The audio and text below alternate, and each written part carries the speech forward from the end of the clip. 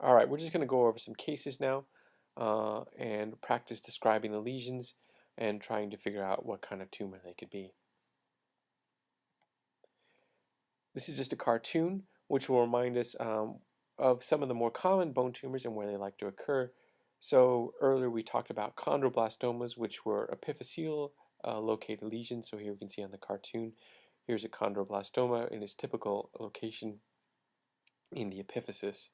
Um, Other benign bone tumors such as enchondromas, solitary bone cysts, you can see these tend to be centrally located lesions occurring in the metaphysis and the diaphysis. Fibrous dysplasia right here tends to be a diaphyseally located lesion. Tends to be centrally located as well. Things that are common eccentrically located are a non-ossifying fibroma, or you could even say this is a slightly cortically based lesion. Um, uh, Sometimes I think it's hard to tell. So these are classically eccentrically or cortically based lesions, non-ossifying fibromas.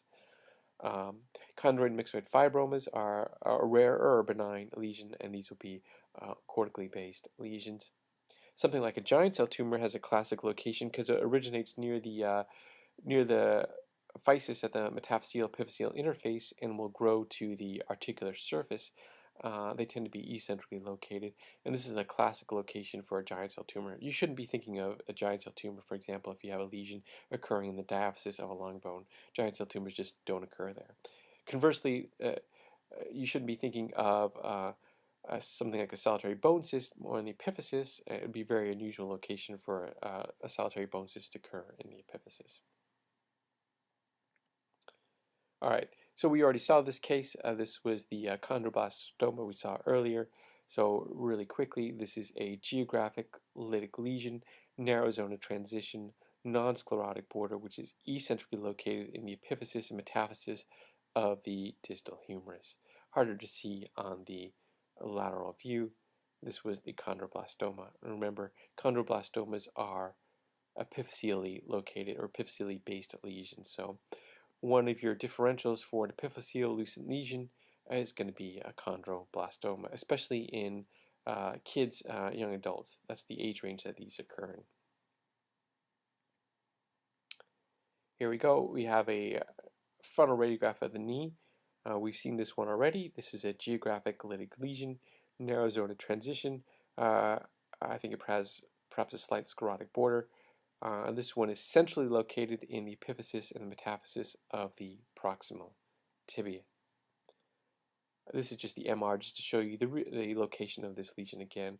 So here it is, geographic lesion. You can see it spanning in from the epiphysis, growing into the metaphysis, um, fairly narrow zone of transition even on the MR. And this one was a Brody's abscess. Brody's abscess are uh, other lesions which tend to be, they can occur anywhere, but when you see an epiphyseal-based lesion, it's certainly one of the things you should think of. A Brody's abscess, a chondroblastoma, these are going to be typical epiphyseally located lesions. And this one was a Brody's abscess. All right, so we have a frontal radiograph of the knee here. We have a geographic lytic expansile lesion, which has a wide zone of transition. It's destroyed part of the cortex out laterally here. A wide zone of transition, right? You can't see really a nice sharp margin around it, though it is a geographic lesion. This lesion is in the metaphyseal epiphyseal portion of the distal femur and is eccentrically located. It goes all the way to the articular surface. So geographic lytic lesion, wide zone of transition, non-sclerotic border, eccentrically located in the epiphyseal metaphysis of the distal femur. This one has some cortical breakthrough, which is hard to see here. And this was an aggressive giant cell tumor in this case. And if you remember, giant cell tumors originate near the physis and will grow to the articular surface and tend to be eccentrically located. So this would be good for a giant cell tumor as well.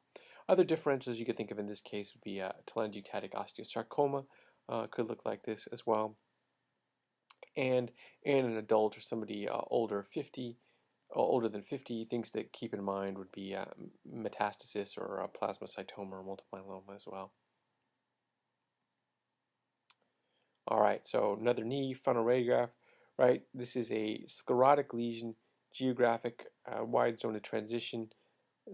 Hard to tell here because of the transition zone, but I think this is fairly centrally located in the metaphysis of the distal femur. Note there's some periosteal reaction right here. We'll get a better shot on the MR. Um, Here we just see the extent of the lesion. There's some soft tissue component of this lesion as well too. And this was an osteosarcoma. Osteosarcomas are lesions that love to occur about the knee, so distal femur is a favorite site. There'll be geographic lesions, but will have scary features about them, such as a wide zone of transition, cortical breakthrough, aggressive periosteal reaction. So you see something like this. Certainly osteosarcoma is something you want to think about. The MR in this case is really just for staging, just to show us the extent of the tumor. We should be able to say something smart about what we think it is based on the radiograph alone. All right, the radiograph, right, radius ulna. Here we have a geographic lytic lesion, which is centrally located in the diaphysis of the distal radius. Obviously, there's a pathological fracture through this one, but here we can see the lesion centrally located. Nice example of a centrally located lesion in the diaphysis. And this one was a unicameral bone cyst, which had fractured through a benign tumor, but a pathological fracture through this lesion. If you remember, unicameral bone cysts are typically centrally located lesions in the diaphysis or metaphysis of the long bones.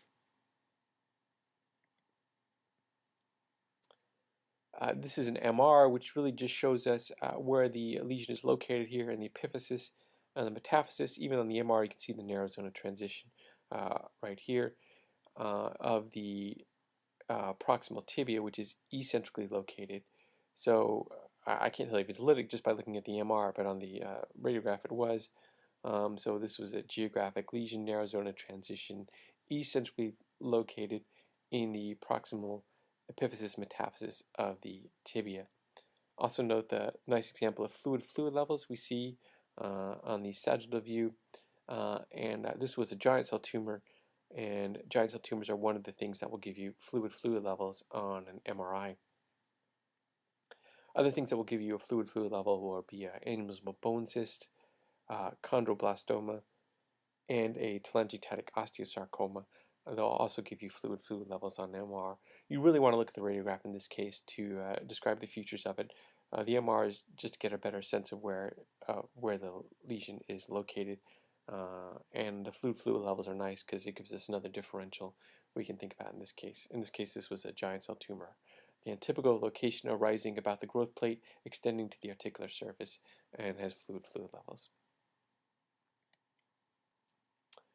Radiograph of the tibia and fibula, geographic mixed lytic and sclerotic lesion, narrow zone of transition, has a sclerotic border.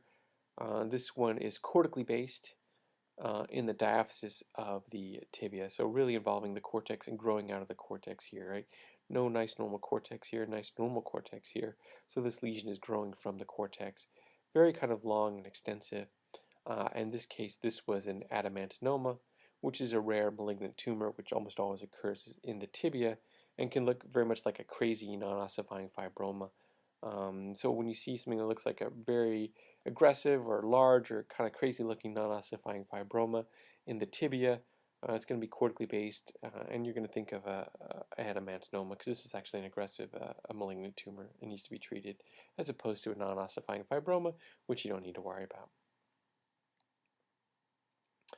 Radiograph of the wrist, geographic, lytic lesion, narrow zone of transition, non-sclerotic border in the epiphysis and in the metaphysis centrally located of the distal ulna.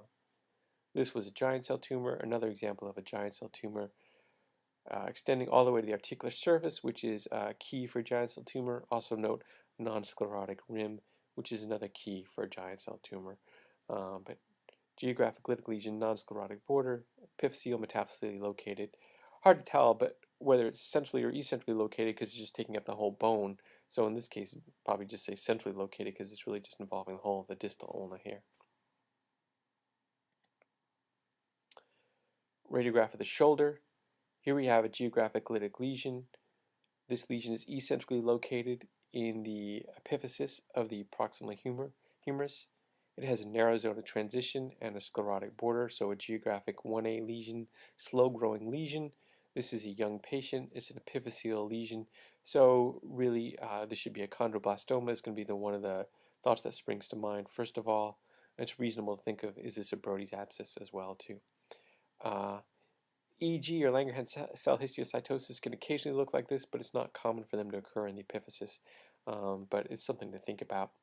But again, geographic lytic lesion, sclerotic border, epiphyseal location. This is a younger patient. Really think about chondroblastoma. So this is a nice example of a chondroblastoma.